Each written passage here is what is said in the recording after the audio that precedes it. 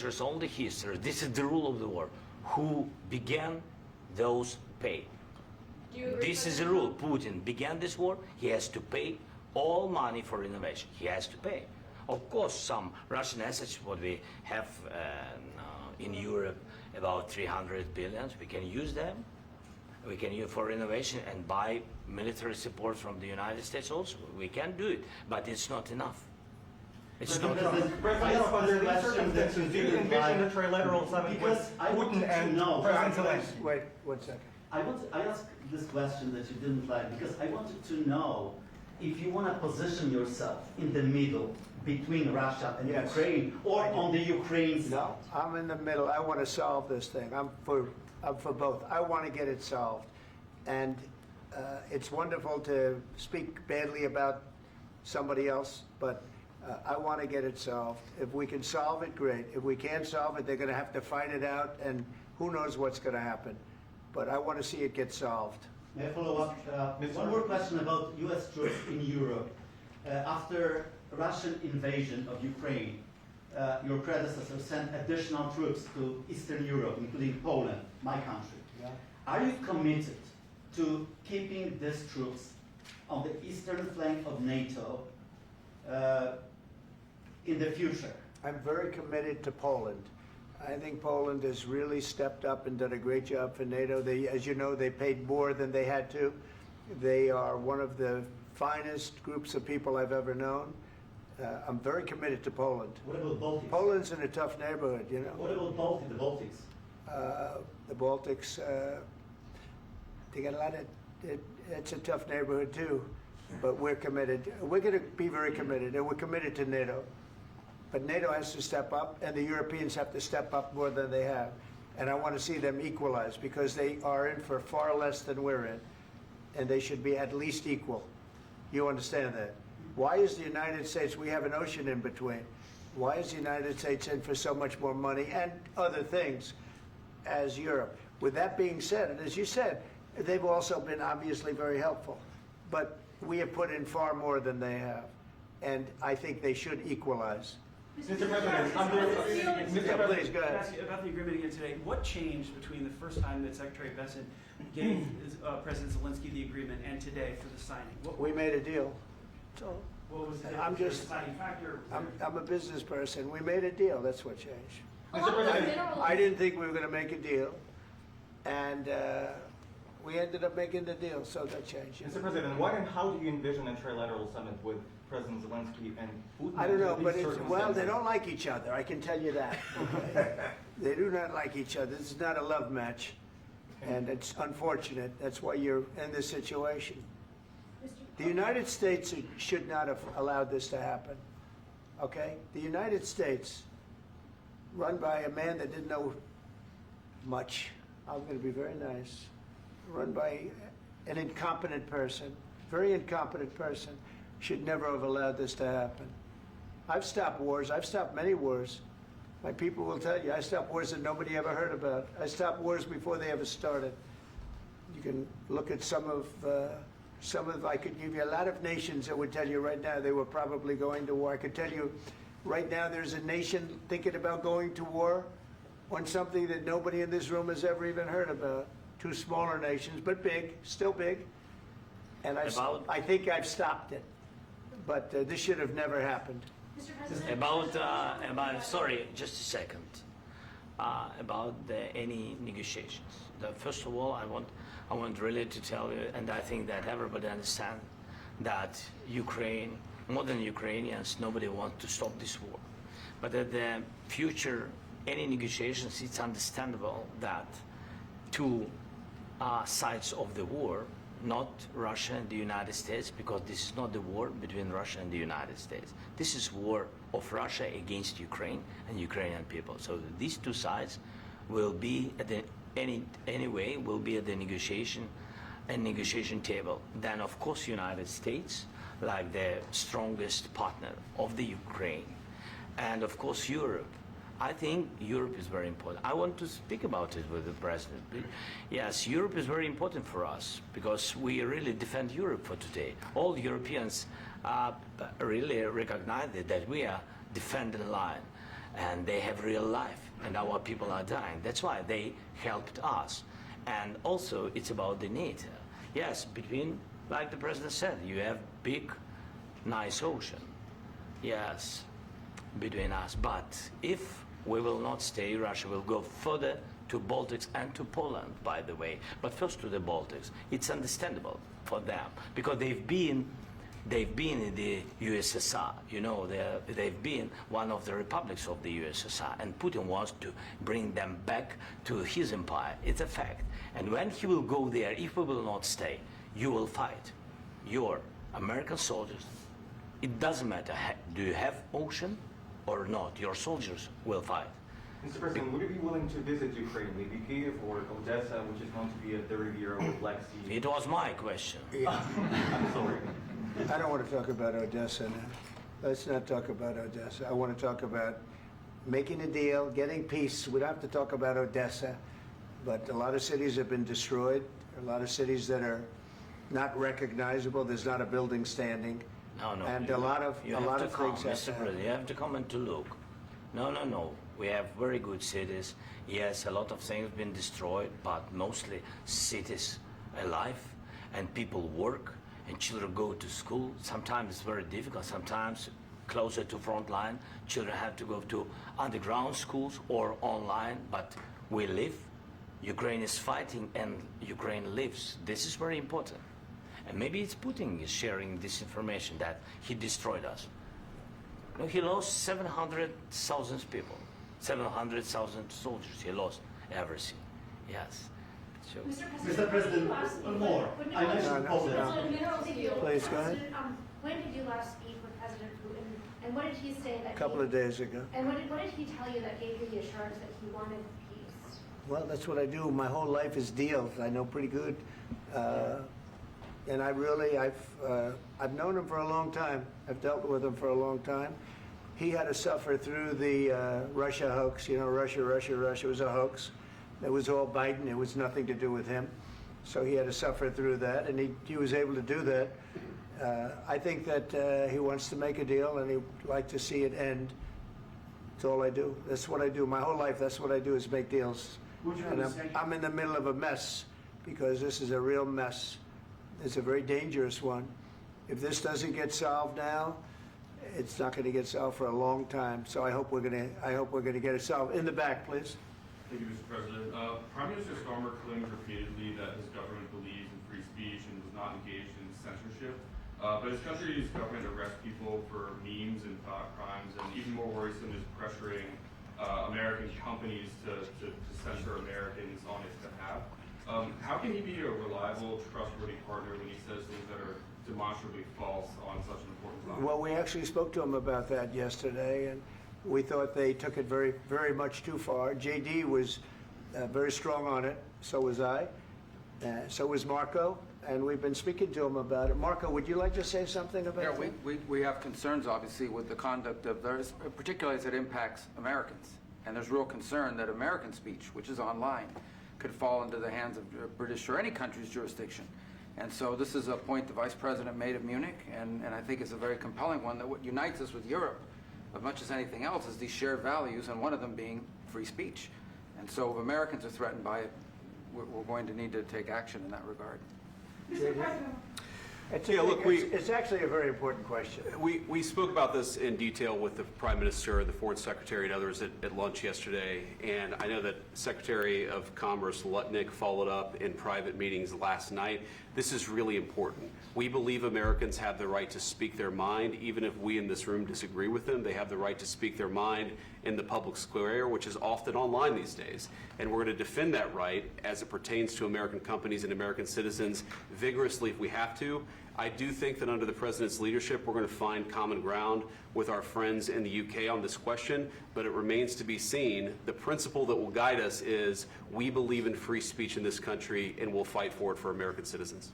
Mr. President, on the deal, is there any other oil and gas component to the deal? Is it all critical? A little bit. We'll see. On LNG? But we're not really looking for that so much. We got a lot. We have more than anybody in the world, by far.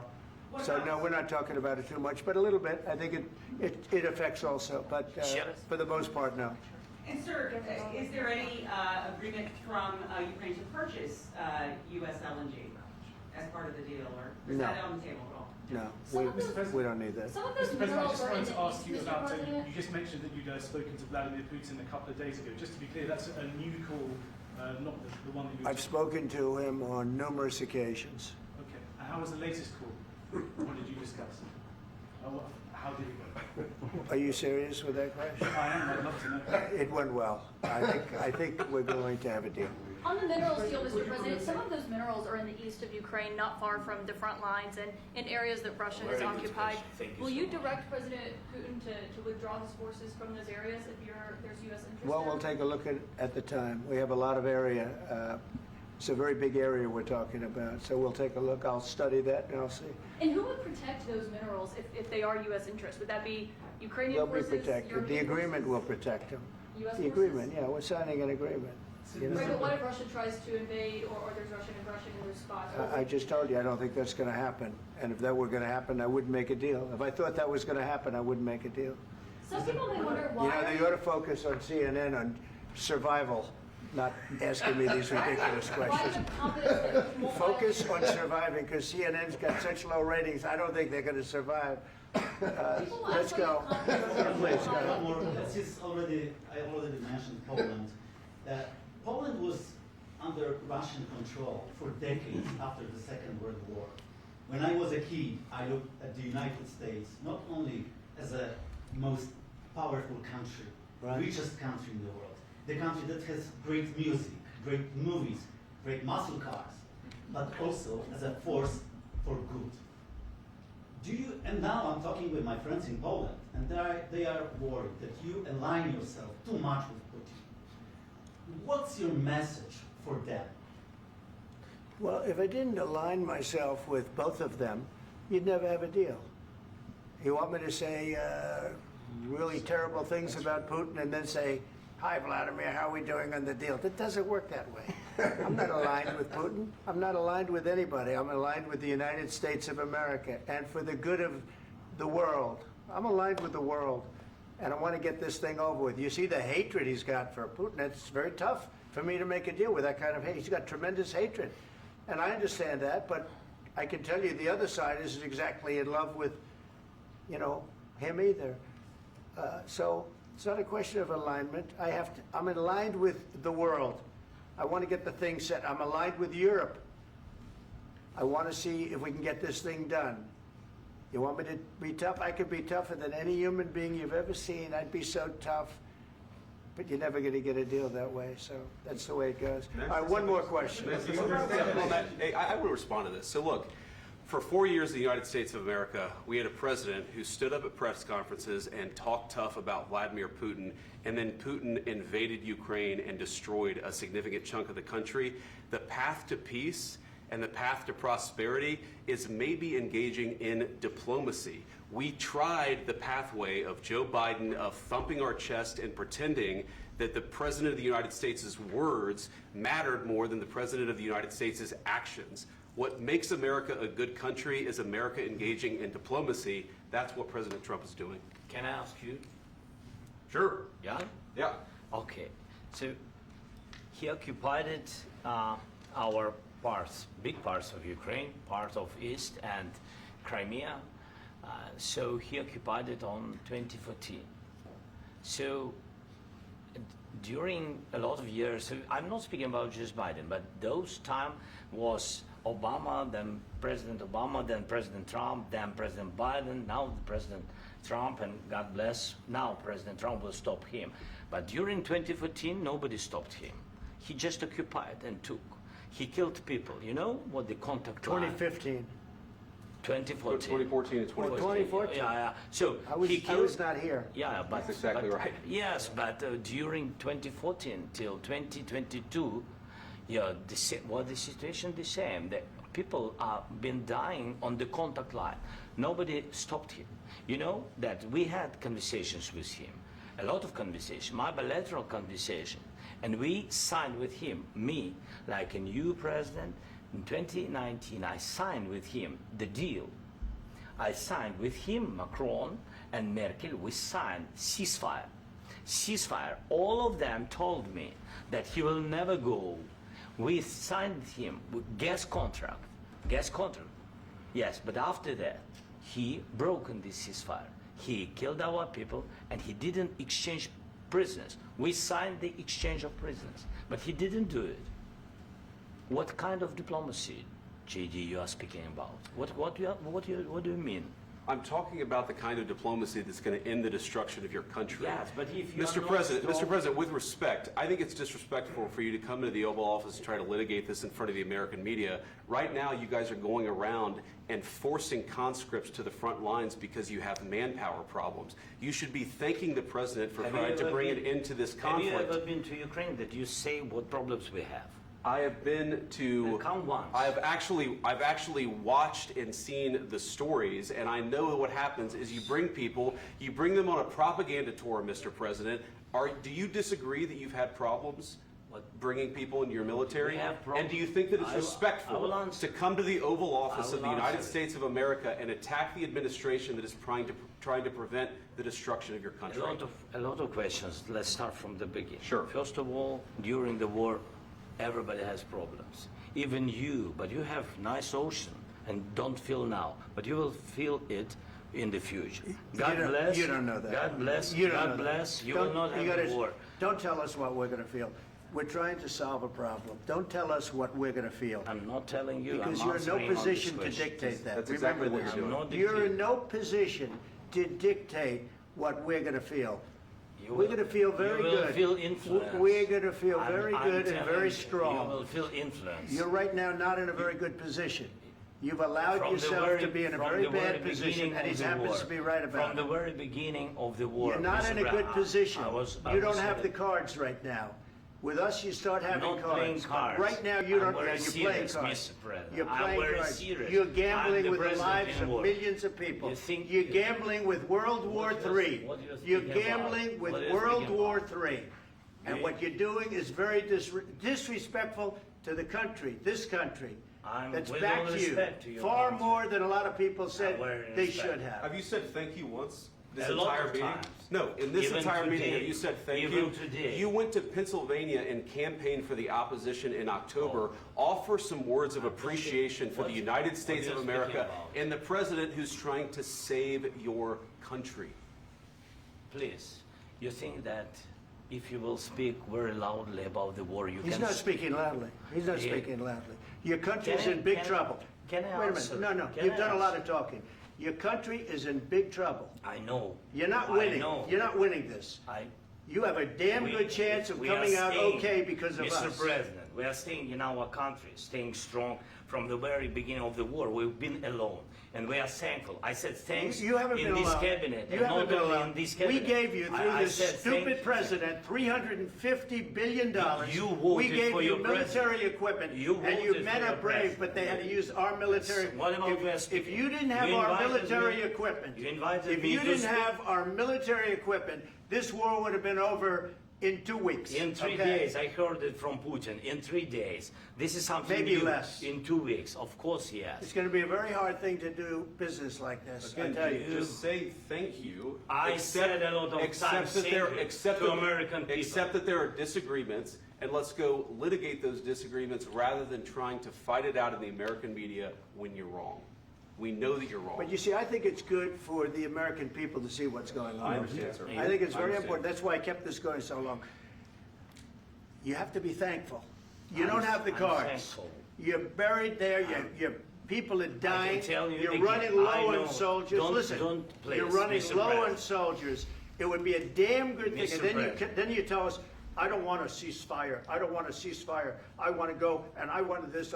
Look, if you could get a ceasefire right now, I tell you, you take it so the bullets stop flying and your men stop getting killed. Of course, we want to stop the war. But you're I saying said- you don't want a ceasefire. But I said to you, I want a with ceasefire. guarantees. Because you'll get a ceasefire faster than an agreement. Ask our people about ceasefire, what they think.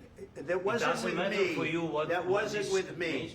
It That was wasn't with with a you. guy named Biden who was not a smart person. But this That is was your, with, this that was is with your Obama. president. It was your president. Excuse me. That was with Obama, who gave you sheets, and I gave you javelins. Yes. I gave you the javelins to take out all those tanks. Obama gave you sheets. In fact, the statement is Obama gave sheets and Trump gave javelins. You got to be more thankful, because let me tell you, you don't have the cards. With us, you have the cards. But without us, you don't have any cards. One more question to Mr. Vice President. I'm sorry. It's going to be a tough deal to make, because the attitudes have to change. What if Russia breaks ceasefire? What if Russia breaks peace talks? What do you do then? I understand that it's a heated conversation right now. What are you saying? She's asking, what if Russia breaks the ceasefire? What if anything? What if a bomb drops on your head right now? Okay? What if they broke it? I don't know. They broke it with Biden, because Biden, they didn't respect him. They didn't respect Obama. They respect me. Let me tell you, Putin went through a hell of a lot with me. He went through a phony witch hunt where they used him and Russia. Russia. You ever hear of that deal? That was a phony Hunter Biden, Joe Biden scam. Hillary Clinton, Shifty Adam Schiff. It was a Democrat scam. And he had to go through that. And he did go through it. We didn't end up in a war. And he went through it. He was accused of all that stuff. He had nothing to do with it. It came out of Hunter Biden's bathroom. It came out of Hunter Biden's bedroom. It was disgusting. And then they said, oh, the laptop from hell was made by Russia. The 51 agents. The whole thing was a scam. And he had to put up with that. He was being accused of all that stuff. All I can say is this. He might have broken deals with Obama and Bush, and he might have broken them with Biden. He did, maybe. Maybe he didn't. I don't know what happened.